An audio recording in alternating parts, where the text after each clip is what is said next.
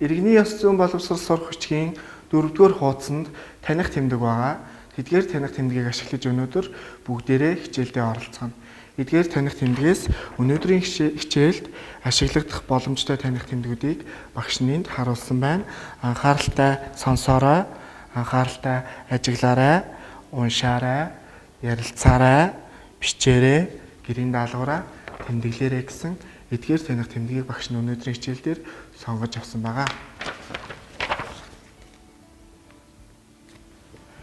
Хичээл эхлэхийн өмнө бүгдээрээ нэгэн зөвөр үгийг сонсгоцгоё. Багш нь нэг зөвөр үгийг хэлнэ. Та нар нүдэнад энэ зөвөр үгт юуны тухайгаар ямар утгатай үг вэ гэдгийг төсөөлөж бодъё. Бүгдээрээ хэлэлцвэл буруугүй, бүлээн улсаар угаавал хэрэггүй.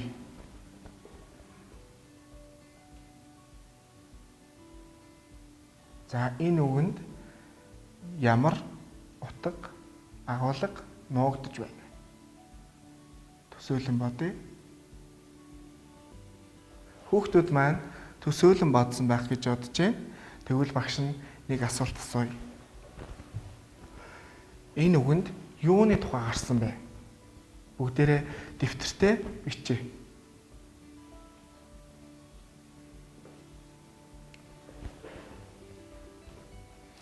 Ямар нэгэн зүйлийг хамтдаа хийхдээ ярилцаж, зөвшөлдсөж хийх гэсэн утга санаа гарсан байх. Та нарын бодсонтой энэ хариулт таарч байна уу? Таарч байвал бүгдээрээ дэвтэртээ тэмдэглэе.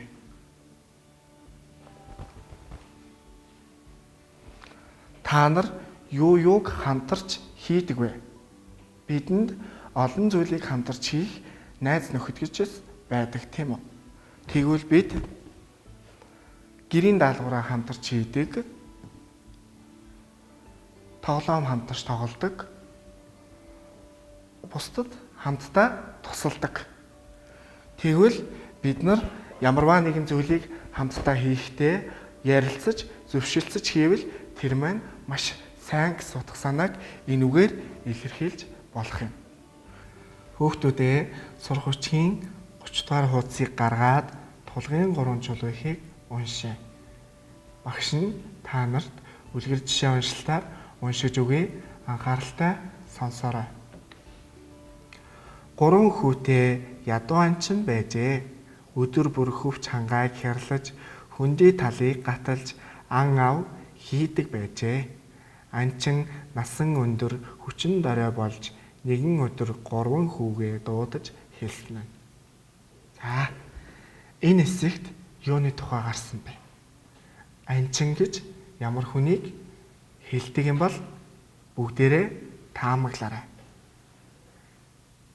Аав нь хүүдээ юу гэж хэлсэн юм бол? За цаашаа.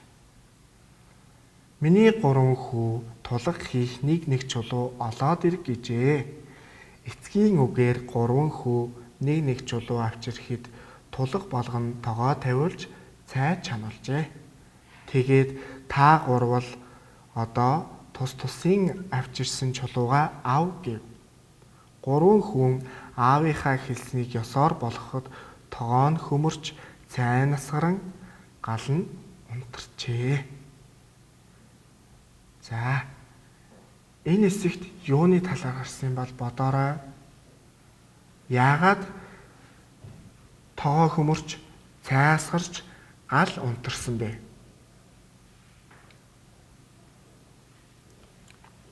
За цааш. Миний хүүхдүүд харвуу.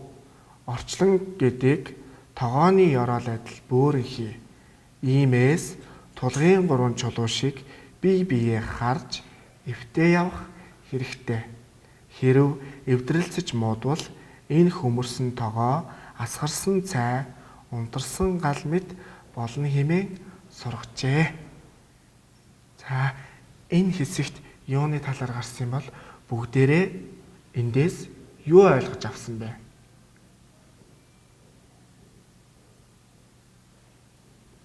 За багш нь сая үлгэр жишээ уншилтын аргаар та нарт уншиж сонсголоо. Бүгдээрээ давтан уншилтын аргаар дахин нэг уншицгаая.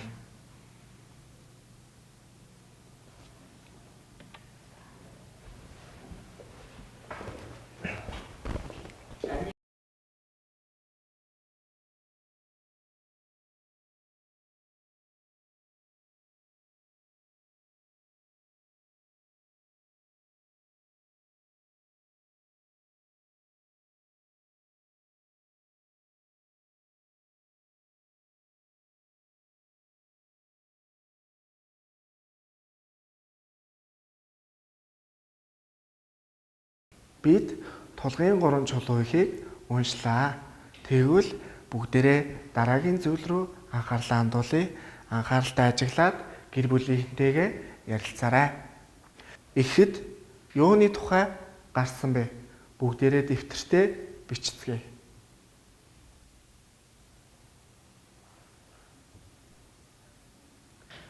Ядуу анчин 3 хүүдээ эвтэй байх талаар сургасан сургаалын талаар гарсан.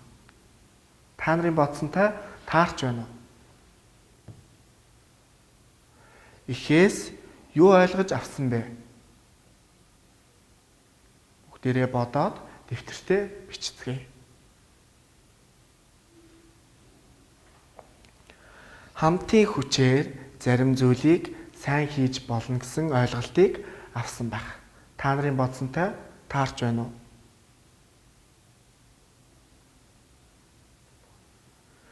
Энэ 3 чулууны нэг нь байхгүй бол юу болох вэ?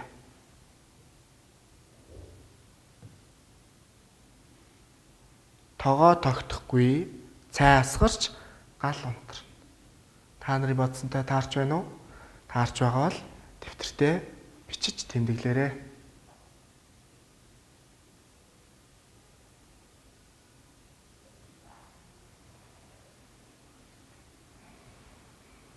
За дараах зүйлийг ажиглая. Бүгдээрээ харгалзуулаарай. Аав нь 3 хүүдээ юу гэж загсан юм бол? Орчлон гэдэг тогооны орол адил бөөрөнхий. Бие биеэ харж эвтээ явах хэрэгтэй гэж захиж сургажээ. За бүгдээрээ харгалзуулсан бол одоо энийг дэвтэртээ бичиж.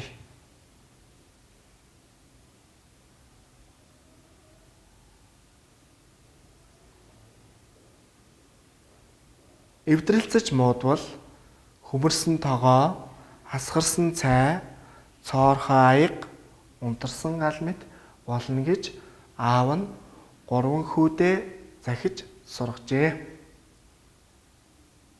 Эв юунаас болж эвдэрдэг вэ?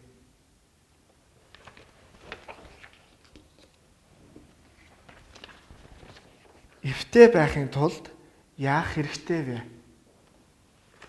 За энэ 2 асуултанд бүгдээрээ хариулж бичцгээе.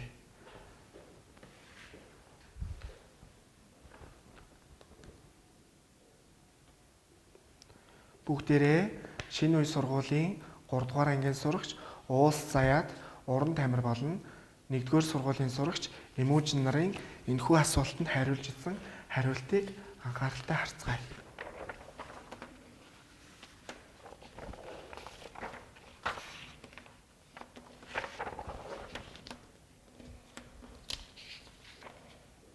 За сурагч Уус Заяатын хариулт ив юунаас болж эвдэрдэг вэ гэсэн асуултанд миний бодлоор хүүхдүүд тоглоомоо булаацалтахад эвдэрдэг.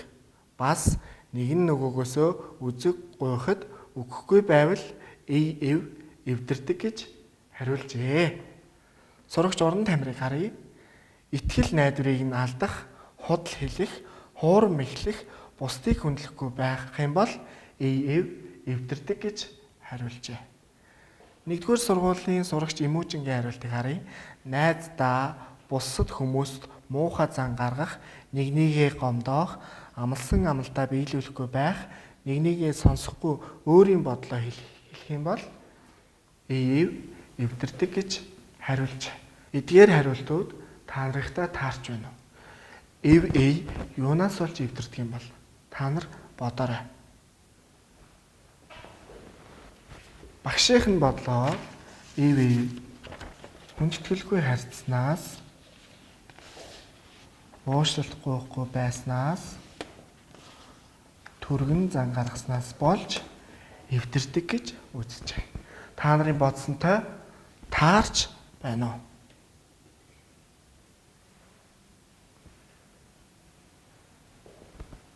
За таарсан бол бүгдээрээ дэвтэртээ тэмдэглэж авцгаая.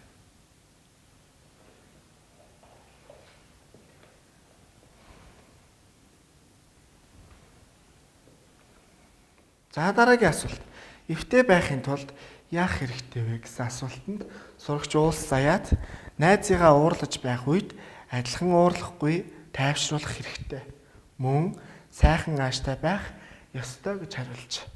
Сурагч уран тамир бусдыг хүндлэх, ойлгох, хайрлах, итгэл найдрыг нь алдахгүй байх гэсэн хариултыг өгчээ. Сурагч Эмүүжин хүмүүс сайхан сэтгэлээр хандах, бусдын хэрэгт оролцохгүй байх, бусдад туслах, мэдэхгүй чадахгүй зүйлийг нь хэлж өгөх гэж хариулжээ. Эдгээр хариултууд та нарыхтай таарч байна уу?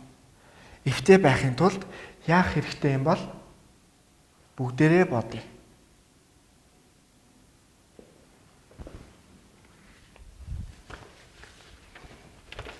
Багшийнх нь бодлоор ээлдэг хандаж тайван байх, хүлээцтэй байж бусдыг сонсох, хараалын үг хэрэглэхгүй байх ёстой гэж үзлээ. Та нарын хариулттай таарч байна уу? Бүгдээрээ сурах хүчгийн 31-р хуудасны хүснэгтийг ажиглая. Эв юунаас болж эвдэрдэг юм бол? Юунаас болж эв хадгалагдаж үлддэг юм бол? Хүүхдүүдээ эв ямар үйлдэл хийвэл эвдэрч, ямар үйлдэл хийвэл хадгалагдаж үлддэг юм бол? Бүгдээрээ энийг олцгоё. Сурах хүчгийн 31-р хуудасанд үгс байгаа. Багшны энэ үгсийг самбар дээр байрлуулсан байна. Бусдад саад болдог, бусдыг хүлээстэй сонсдог, бусдад ширүүн үг хэлдэггүй, буруугаа хүлээж чаддаг, хов зөөдөг, бусдыг ойлгохыг хүсдэггүй, бусдад баярлалаа илэрхийлдэг, бусдыг хочилж шоолдог, хэлсэн амандаа хүрдэггүй, бусдыг уучладаг гэсэн үгс байна. Эдгээр үгсийн аль нь эвийг эвддэг юм бол? Аль нь эвийг эвддэг юм бол? Бусдад ширүүн үг хэлдэггүй энэ байдал маань эвийг эвддэг үү? Аль эсвэл эвийг хадгалдаг үү? Бүгдээрээ эдгээр үгсийг бүлэглэе. Бусдад ширүүн үг хэлдэггүй энэ маань эвийг хадгалдаг үйлдэл юм байна. За. Бусдыг уучлж чадвал эв хадгалагдаж үлддэг байна. Хэлсэн амандаа хүрэхгүй бол эв эвдэгддэг юм байна.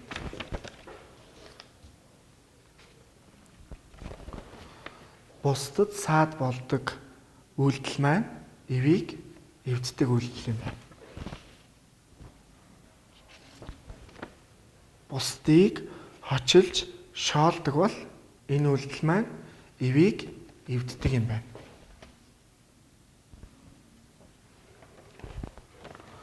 Бусдыг хүлээцтэй сонсож чадвал эв хадгалагдаж үлддэг байна. Бусдыг ойлгохыг хүсдэггүй үйлдэл гаргах юм бол яах юм бол? Бүгдээрээ бодъё. Бусдыг ойлгохыг хүсдэггүй үйлдэл гаргавал эв эвдэгддэг юм байна. Буруугаа хүлээж чадвал эв хадгалагдаж үлддэг юм байна. Та нарын дунд хов зөөдөг хүүхэд байдаг уу? Хов зөөдөг үйлдэл маань ямар үйлдэл юм бол? Энэ үйлдэл маань эвийг эвддэг байна. Бусдад баярлснаа илэрхийлдэг үйлдэл маань эвийг хадгалж үлддэг үйлдэл байна.